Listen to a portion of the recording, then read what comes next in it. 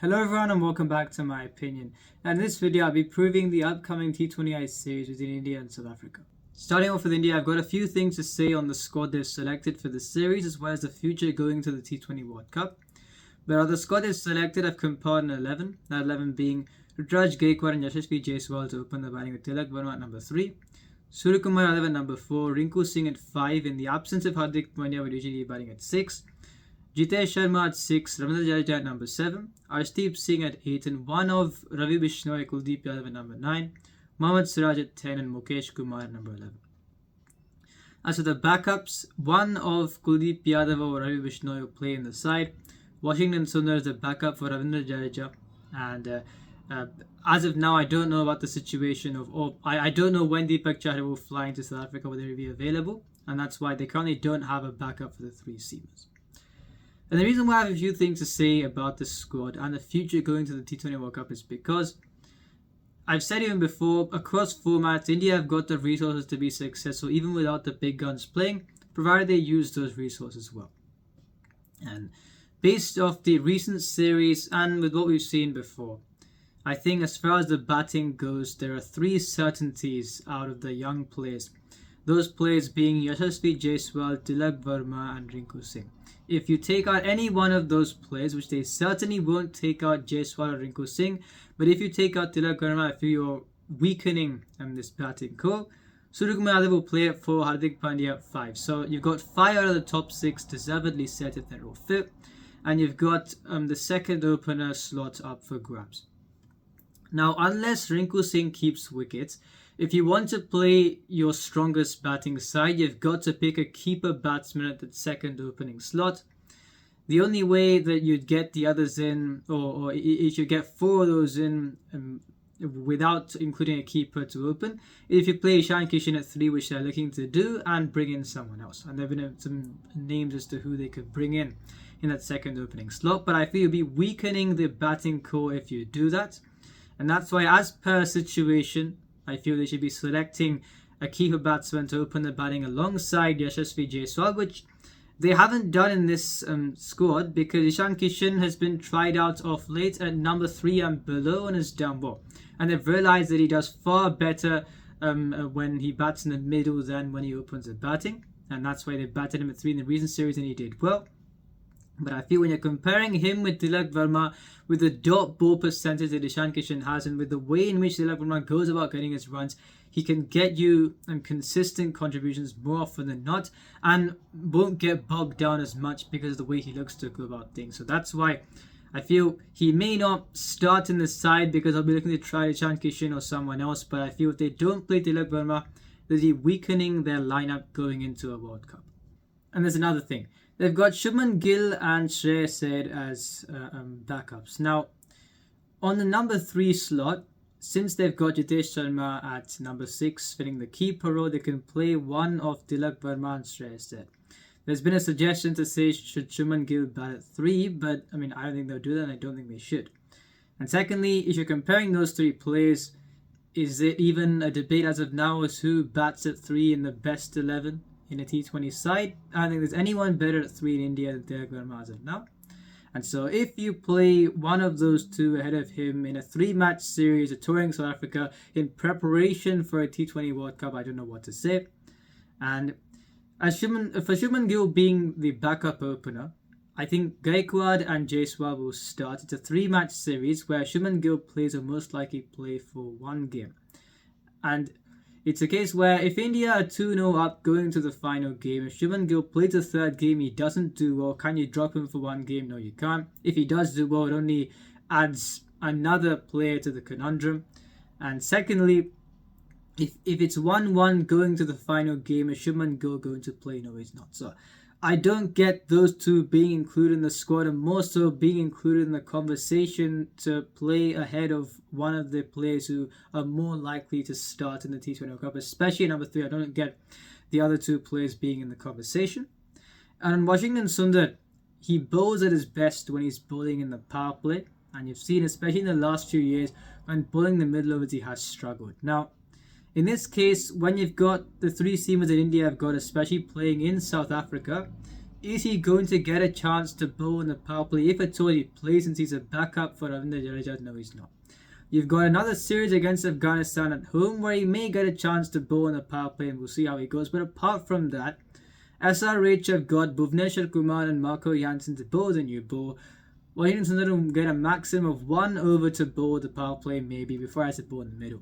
We've seen in the last few years he hasn't done as well bowling the middle overs, and it's a case where if he isn't used correctly by his franchise, and if he also when he's bowled in the middle overs he doesn't do that well, then unfortunately someone that'll be useful in the Caribbean pitches, especially if you give him the opportunity to open with a new ball, he may not find a place in the side, because in this series India are not going to open the bowling with a spinner, and if he does play he won't play probably because he's a backup for Jadeja. So I feel bad for him in this case because there isn't a role for him in this side, even though he would be handy to play in the Caribbean, and even with his franchise he won't get a chance to open the bowling and to bowl in the power play, so we'll have to see how that goes.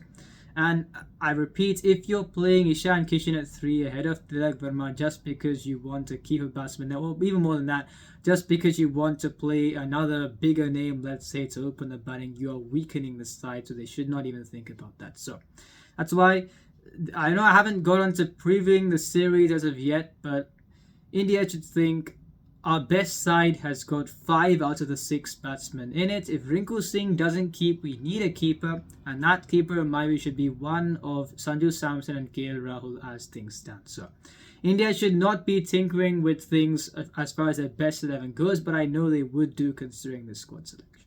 And now in South Africa, a few key players missing, but in the 11 I've compiled, I've gone with Matthew Britske and Reza Hendricks to open the batting, with Aiden Markram at 3 and Henry Claassen at 4. David Miller at 5, Donovan Ferreira at number 6, Marco Jansen 7, Keshav Maharaj at 8, Gerard Coetzee at 9, Nandre Burger at 10, and I've gone at Tabraiz Shamsi at 11, but looking at what they've done in the past, they may not go with him, but I think he should play in the side. As far as the backup score, I've not seen Neil Barton play. Tristan Stubbs, I think, scored 100 in a recent first-class game. You've got Bjorn Hendricks, who I don't know why they drafted him in place of Lingane Giri when it's not a like-for-like replacement by any means. Lingane Giri, although he overdoes it at times, he can bowl the slow balls at the death, whereas Bjorn Hendricks is more a swing bowler up front. And you've already got Lizard Williams, who may not play, who also is a swing bowler who bowls at good pace. So having both of those in the squad when they're not going to play, it's not like Bjorn Hendricks is a backup for Marco Jansen either, because he's not an all-rounder as such, he's more of a bowler. So I don't get that inclusion. And like I said for the World Cup, including Andile Feflequeo, I don't get it. He's not a backup for any of the players in the side. And you've got someone like Sisanda Magala, who he was ruled out after being pronounced as injured in the before the World Cup, and apparently he then went and bought a wicket made in the domestic game, which I didn't get. And even in this case, I don't know how he doesn't get into the side. The best Yorker bowler in South Africa, and can bat at 7 or 8 and can hit some big shots towards the end. If you even want to look for someone else, you've got someone like an Evan Jones, who played for the Power Rose, I think, in the SA20. He bowls at 140 kph and can bat at 7 or 8 and hit some big shots. And I said, even when I previewed their World Cup campaign, it's a cricketing land where you've got so many bowlers who can bat, and in these two cases, bowlers that can hit big shots as well. It can be classed as bowling all-rounders. And Andile Feflequeo, you've got someone who he was winning South Africa games in 2018, but he was a completely... The player that we saw then was a different guise to the player that we saw now. Unfortunately, his pace has reduced slightly, and even his batting has gone down, even though you saw in the game against Afghanistan, in the latter half of his innings, he picked up, but I still don't think he gets into the side, especially as a backup for anyone else. So I'm not surprised they've selected him, and I'm not surprised they've omitted players such as Magala, but I don't get, when you've got such pedigree there, I don't get why they've omitted him. Nandre Burger, he was in the squad for the JSK in the inaugural season of the SA20. He's got an crime rate of just over 8, and I feel Marco Jansen, they should not bowl him to death. You've got Gerard Coetzee, who will bowl to death, and Lizard Williams is more of a swing bowler. I haven't seen him bowl to death, I haven't seen him bowl much. he was in the GSK squad as well. And since Nandri Berger has got an economy rate of just over 8 in this format, I've got him to bowl to death alongside Gerard Coetzee. So that is his team. And with the likes of Quinton de Kock back soon, you've got Kahiso Rabada, Anrik Nokia. And it's a case where you may have one of, let's say, a Gerard Coetzee or Sasanda Magal, who they won't include, but I always mention him. Then the side does look good going to the T20 World Cup, where you've got Donovan Ferreira to bowl economically in the middle overs, and Reza Hendricks can do that as well. Both of those players did that, I think, in the first game that GSK played in this SA20 season, so last year's one. So overall, this especially with the key players back, this does look a good side. But like I said, I don't get some of the selections. And finally, comparing these two sides, comparing the top threes, first of all, you've got Ruturaj Gaikwad, Yashasvi Jaiswal and Tilak Verma for India, compared with Matthew Britsker, Reza Hendricks and Aiden Markham for South Africa. Because Matthew Britsker isn't as assured at this level as of yet, I've gone with India to take that.